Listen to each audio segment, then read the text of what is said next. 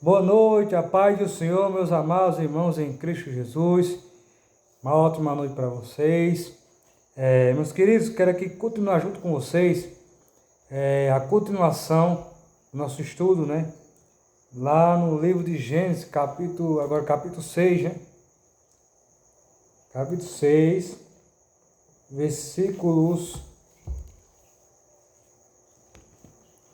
Gênesis capítulo 6, meus queridos, versículo 1 até o 22. Glória a Deus. O título é A Maldade da Humanidade, 2448 anos antes de Cristo. Aqui vai relatar, meus queridos irmãos, sobre os seres humanos naquele tempo de Noé, né? No tempo de Enoque, Noé, vemos aqui a condição que estavam aquelas pessoas, né? Os seres humanos. Aqui também vai falar não só dos seres humanos, mas também vai falar sobre os nefilins, né? Gigantes e muito mais. E uma ótima noite para vocês. E me chamo Daniel Lucas, né? Irmão Daniel Lucas, diácono da Casa do Senhor. E quero que vocês sejam bem-vindos ao meu canal. Deus abençoe vocês. Em nome de Jesus. Vamos lá. Começa assim, diz assim. E aconteceu que quando os homens começaram a multiplicar-se sobre a face da terra, eles nasceram filhas. Agora o estudo vai dizer assim. Os acontecimentos neste capítulo provavelmente começaram aproximadamente durante a época de Enoque, que foi cerca de 1000 anos antes do dilúvio. Houve, sem dúvida, alguns milhares de pessoas povoando a face da terra neste momento. O versículo 1 não tem intenção de sugerir que o nascimento das meninas superou em números o dos meninos, mas tem a intenção de preparar a descrição do que está prestes a se dizer. Vendo os filhos de Deus que as filhas dos homens eram formosas, tomaram para si mulheres de todas as que escolheram. Os filhos de Deus, escrito aqui, se refere aos anjos caídos, que tinham se colocado a favor de Lúcifer, que encabeçou uma revolução contra Deus durante um período na eternidade passada, para poder corromper a linhagem humana da qual o Messias viria. Em última instância, eles tentaram corromper essa linhagem, casando-se com as filhas dos homens, o que produziria uma raça bastarda, por assim dizer, da qual pelo menos alguns eram gigantes.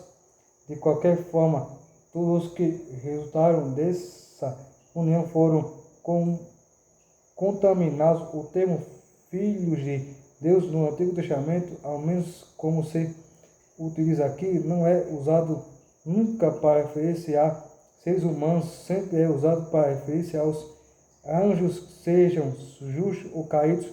Jó 1, 6, 2, 1. Em sua curta epístola, Judas menciona esses anjos. Ele diz que não guardaram sua dignidade, mas deixaram a sua habitação. Então ele diz qual foi o pecado deles. Tinha seguido a carne estranha. Refere-se a isto. Judas também disse que Deus reservou-os em escuridão, encerrando-os nas prisões eternas até o julgamento do grande dia. Judas, versículos 6 e 7. Meus queridos e amados irmãos, vemos aqui ao decorrer do versículo 1 até o 2, vemos aqui algumas coisas acontecendo. Vemos os anjos, né, vindo à terra, coabitando com as mulheres, e em seguida nascem o quê? Gigantes, nascem homens grandes, fortes. Eles queriam o quê? Os anjos queriam destruir a raça humana, queriam realmente contaminar o ser humano. E vamos agora continuar. A advertência de Deus. Agora aqui no versículo 3, meus amados, aqui Deus vai falar, vai alertar a Noé o que vai acontecer agora. Então disse o Senhor: não contenderá o meu Espírito, o Espírito Santo, com o homem para sempre. O Senhor está falando aqui do homem, Adão, e não da humanidade em geral. Porque certamente ele é carne. Refere-se ao fato de que, apesar de o primeiro homem ter sido criado pessoalmente por Deus, ele era carne e devido à queda, em última instância, devia morrer. Entretanto, serão seus dias 120 anos. A partir deste anúncio, seria proporcionado a Adão 120 anos para arrepender-se. Não há prova alguma de que ele o fez. Muitos acreditam que esses 120 anos se refere ao prazo para arrepender-se antes do dilúvio. Entretanto, não tem nada a ver com o dilúvio, como vamos demonstrar mais adiante. Naqueles dias havia gigantes na terra, como resultado da união dos anjos caídos com as filhas dos homens. E também depois naqueles dias se refere à época anterior ao dilúvio, enquanto que também depois se refere ao tempo depois do dilúvio. De fato, Golias, a quem Davi matou, era um dessa linhagem. Pois os filhos de Deus entraram as filhas dos homens e delas geraram filhos. Estes foram os valentes que houve na antiguidade, os varões de renome. Os termos valentes e varões de renome derrubam a hipótese de que esses se referiam unicamente à linhagem de Sete e de Caim.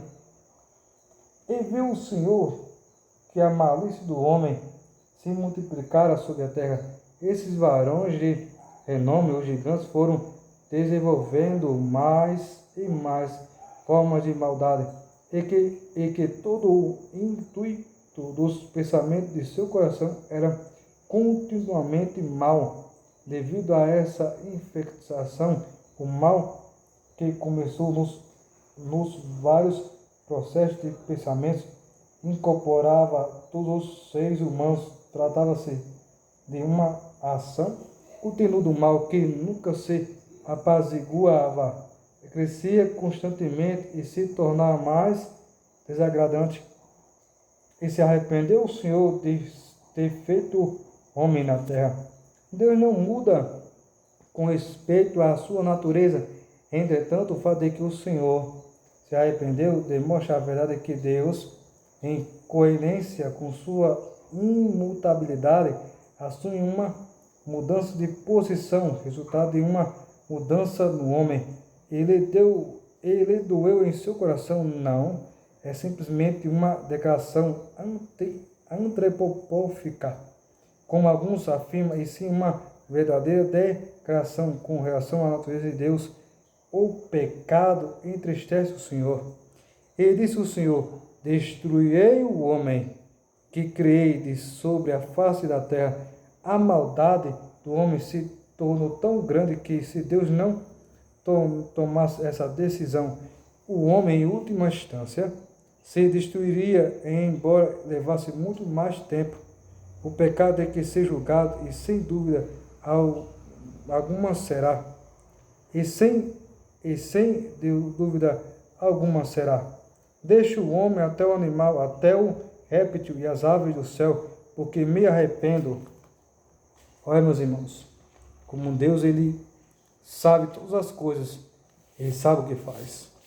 Nós não sabemos nada, mas o Senhor sabe e conhece o futuro. De havê-los feito. O reino animal foi feito para o homem, e se o homem se destrói, não há mais razão nem motivo para a existência do reino animal. Portanto, deve ser destruído também. Temos aqui, meus queridos, o Senhor nosso Deus, né, o Deus Pai, juntamente com o Deus Filho e o Deus Espírito Santo, falando que vai destruir a raça humana, que vai destruir o que ele fez. Tanto o homem como o animal, né, tudo. Por quê? Porque o pecado era tão grande, era tão terrível naquele tempo, que se o Senhor não tivesse feito isso, ele em última hora, eles mesmos se destruiriam, né? Como? Machucando um, machucando o outro, e assim vai até chegar a um ponto que realmente eles conseguiriam o que eles estavam querendo. Então Deus, ele elimina, Deus, ele destrói, né? Ele barre da terra todos esses seres aqui, para que ele venha fazer ele fez uma limpeza aqui, o Senhor fez uma limpeza, né? Como o Senhor está fazendo o Senhor fez aqui uma cirurgia na terra. Em outras palavras, o Senhor fez uma cirurgia. A terra, vamos supor, a terra estava com um tumor, e o Senhor, esse tumor é um tumor maligno, eu vou tirar esse tumor. Então o Senhor tira esse tumor, que os anjos são gigantes, e o homem também, né? Da descendência juntamente com a descendência de Caim. Tenho certeza que uma boa parte da descendência de Sete se corrompeu, ficou poucos, né? Mas é isso. Agora, Noé e a arca.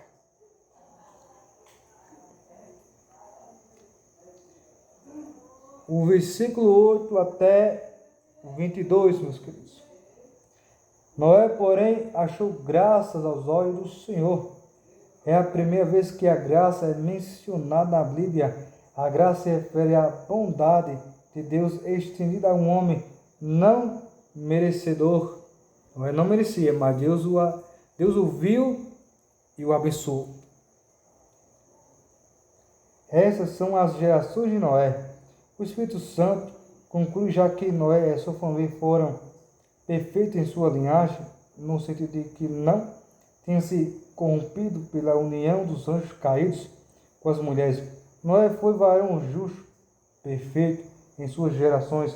Noé foi justificado diante de Deus por fé na semente prometida, porque o autor de Hebreus disse mais tarde que Noé era herdeiro da justiça que é pela fé.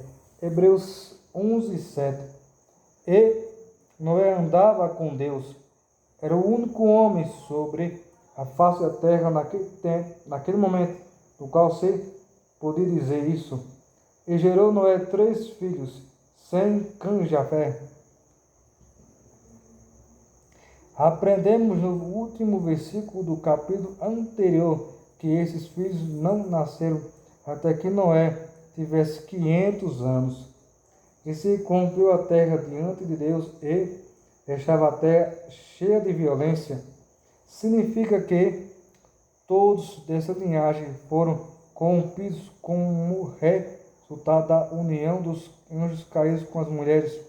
E olhou Deus a terra, e eis que estava corrompida. Olhou Deus denota uma especial observação, como se ele tivesse instituindo uma investigação sobre a real condição da terra. Salmo 14, estrofe 2, Salmo 33, estrofe 13 e 14, porque toda a carne havia corrompido o seu caminho sobre a terra. A linhagem da raça humana inteira, devido à união dos anjos caídos com as mulheres, viu-se desfigurada. Esse foi o plano de Satanás para impedir que o Redentor viesse ao mundo, porque só poderia ocorrer por meio de uma linhagem não corrompida. Além de Noé e sua família, toda a raça humana estava contaminada. Então disse Deus a Noé: o fim de toda a carne veio de perante mim. O Senhor tinha investigado a situação a fundo, porque a terra está cheia de violência por causa deles. O texto hebraico diz: porque a terra está cheia de violência por parte da faces deles. Por parte da faces deles. A ideia é: eles sabiam o que estava fazendo e com efeito desafiava Deus para que eles os destruísse, para que ele os detivesse. Eis que eu vou destruir junto com a terra. Deus não daria mais chance, não fosse por Noé, a raça humana teria deixado de existir e este mundo teria retornado a um estado desolado e vazio, e as trevas estariam sobre a face das águas. Gênesis 1 e 2. E aqui nós paramos um pouco. E vemos aqui, meus queridos, Deus falando com Noé, Deus se dialogando com Noé, dizendo: o Senhor aqui faz uma investigação, né, como o estudo vai dizer. O Senhor procura, investiga, o Senhor faz uma investigação. Deus olha do norte ao sul, leste ao oeste, olha para todos, mas não vê um sequer que o busque, né? Que seja puro, que seja tipo assim, separado do mundo. Então Deus só vê quem? Noé e sua família. Então o Senhor vai dizer: eu vou destruir todos, porque não há um justo, né? Não há ninguém, somente Noé. 14, meus queridos. Faz para ti uma arca de madeira de cipreste. O arca era um tipo de Cristo. Farás aposentos na arca e a calafitarás com betume por dentro e por fora. E desta maneira a farás de 300 côvados o comprimento da arca, e de 50 côvados a sua largura, e de 30 côvados a sua altura, tendo 46 centímetros, 18 polegadas cada côvado. A arca tinha então 138 metros, 450 pés de comprimento, 23 metros, 75 pés de largura e 8 metros, 45 pés de altura. Uma janela farás na arca de um côvado de elevação, e acabarás pela parte de cima, e porás a porta da arca ao seu lado, e lhe farás andares baixo, segundo e terceiro. As palavras hebraicas traduzidas como janela e porta levam um significado diferente de que parece ser superficialmente. Por exemplo, a palavra janela era, pelo visto, um meio não só de iluminação da arca, mas também de ventilação. Era um espaço aberto com cerca de 46 centímetros de altura ao redor de toda a arca, o que teria dado suficiente provisão de ar protegido pelo beiral sobrealmente do teto. Além disso, acredita-se que a porta provavelmente se estendeu ao longo de todos os 3 pisos. A arca provavelmente teria descolado com cerca de 30.000 toneladas ou mais constantemente. Tratava-se de um navio monstruoso. Oh, glória! Temos aqui, meus queridos, Deus mandando Noé fazer uma arca para abrigar ele e os animais que viriam até ele. Porque eis que eu trago um dilúvio de águas sobre a terra para destruir toda a carne, em que haja espírito e vida debaixo dos céus. Tudo que há na terra morrerá. Refere-se a todas as coisas com exceção dos peixes no mar. Versículo 20. Mas estabelecerei a minha aliança contigo. É a primeira vez que a palavra aliança foi utilizada na Bíblia. Refere-se ao pacto da semente prometida. Gênesis 3:15. E entrarás na arca, tu e os teus filhos, tua mulher e as mulheres de teus filhos contigo. Demonstra o fato de que foi salvo toda a família de Noé. Aqui nós paramos um pouco, meus queridos, vemos aqui, meus amados irmãos, Deus falando para Noé: você, Noé, vai entrar você, a sua mulher, os seus filhos e as esposas dos seus filhos. Vai entrar todo mundo, só 8. O apóstolo Paulo vai dizer que Deus castigando os ímpios na antiguidade, pelas águas os destruiu, mas se salvou-se 8 pessoas dentro da arca. E vemos aqui, meus queridos, um juízo. O juiz do juiz decretou a sentença de morte, decretou a destruição para todos. Quem morasse na cidade, quem morasse nas montanhas, quem morasse dentro do... aonde fosse, nas cavernas, né? As águas chegariam até eles e todos morreriam afogados. Aonde tivesse qualquer ser humano na face da terra, as águas do dilúvio iriam até eles, chegariam até eles e destruiriam eles por completo. Agora, para terminar, 19 até o 22. E de tudo que viver de toda a carne, 2 de cada espécie farás entrar na arca, para os conservar em vida contigo. Macho e fêmea serão. Os cientistas declaram que as espécies de animais com quatro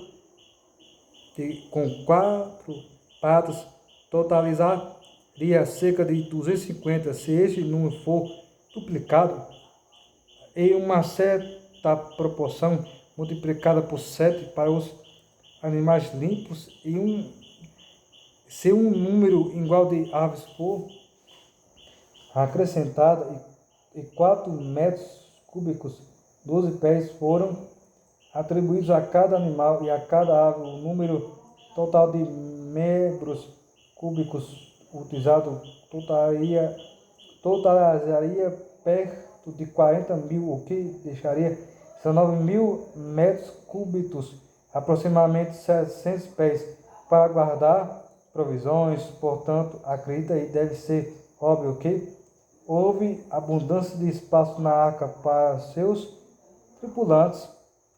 Agora o 20 até o 22. Das aves, segundo a sua espécie, dos animais, segundo a sua espécie, de todo réptil da terra, segundo a sua espécie, 2 de cada espécie virá a ti, para os conservar em vida. Acredita e é evidente pela frase 2 de cada espécie virão a ti, que o Espírito do Senhor ordenou a esses animais e aves para que fosse a Noé. 21 a 22.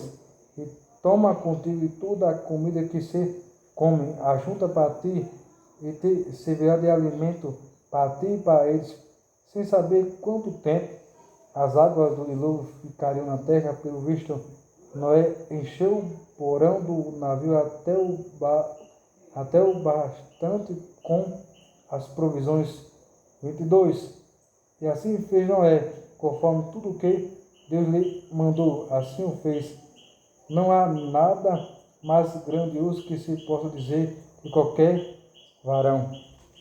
E aqui termina, meus queridos, dizendo: Noé obedeceu tudo que Deus fez. Aliás, Noé aqui obedeceu tudo que Deus mandou ele fazer. E Noé construiu a arca.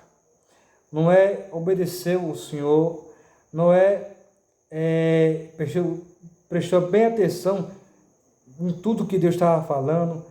E Deus ordenou os animais ir até ele e Noé abrigou todos, né? Levou provisões de comida para dentro da arca, para ele, para os animais. E vemos aqui o primeiro juízo, né? Vemos aqui um dos primeiros juízos grandes de Deus, que é o dilúvio. E vamos ver mais para frente, lá no capítulo 19 de Gênesis, outro juízo também, se não me engano é o segundo, quando Deus lança fogo e enxofre sobre Sodoma e Gomorra e as cidades vizinhas, e Ló escapa, né? E Deus, ele castiga, ele aqui está castigando e destruindo a fonte de tudo, né? Destruindo o pecado e o pecador. Mas Noé pregou a palavra, meus queridos. Nunca se esqueça, Noé pregou a palavra. Noé foi o pregoeiro da justiça. Noé pregou, vai vir um dilúvio. As águas vão vir. Se arrependam-se, né? Entre na arca. Mas ninguém quis, né, entrar na arca. Final da história. Todos pereceram. E realmente o curso do juízo se prosseguiu. Noé foi salvo. Se espalhou-se novamente.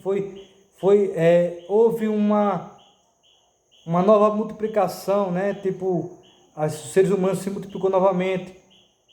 E muitos morreram. Tenho certeza que depois da morte de muitos seres humanos, de muitos animais, eu tenho certeza que o cheiro de morte, né? Lá fora da arca, eu tenho certeza que era insuportável. Era um mau cheiro, né? E digo a vocês, Deus, ele é bom o tempo todo.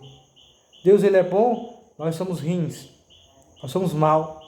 Deus, ele é eterno, nós perecemos. Mas quem tem Cristo Jesus não perece, ele vive eternamente.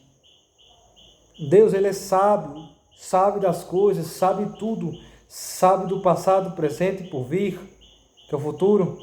Nós não sabemos de nada, dependemos dele, precisamos dele, necessitamos dele, né? O Senhor não precisa de nós, o Senhor não necessita de nós, mas nós necessitamos dele. Ele é nosso ar, é o respirar toda manhã, todo momento. Nunca esqueça, Deus é a prioridade, Deus é em primeiro lugar entre todas as coisas, seja material ou espiritual ou qualquer outra coisa. Deus, ele é em primeiro lugar. Que Deus nos ajude e que Deus nos dê força para nós poder suportar, para nós poder chegar até o final, até a vinda do Senhor Jesus. E Ele está perto para vir buscar a sua igreja. Um forte abraço e a paz do Senhor a todos. Uma boa noite.